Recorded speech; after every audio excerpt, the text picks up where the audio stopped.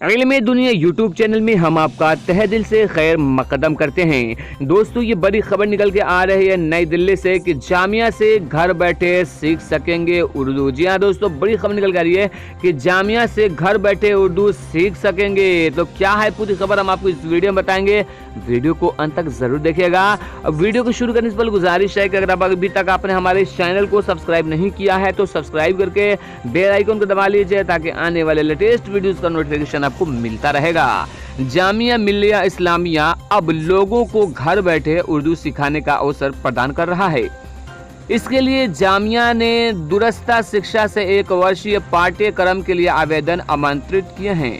इसकी खास बात यह है कि आवेदन प्रक्रिया के लिए अंतिम तारीख निर्धारित नहीं की गई है। इसमें दाखिला चाहने वाले वर्ष के किसी भी दिन पाठ्यक्रम में दाखिले के लिए आवेदन कर सकते हैं।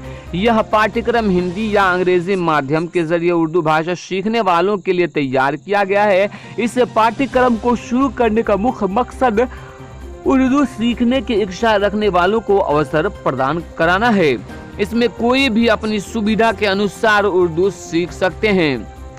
100 रुपए नामांकन के लगेंगे। जी हाँ दोस्तों, इस पाठ्यक्रम में नामांकन कराने हैं तो 100 रुपए लगेंगे। इसके तहत देश के लोगों को 100 रुपए, दक्षेश के लोगों के लिए 20 अमेरिकी डॉलर और अन्य देशों के लोगों के लिए 50 अमेरिकी डॉलर नामांकन शुल्क रखा गया है।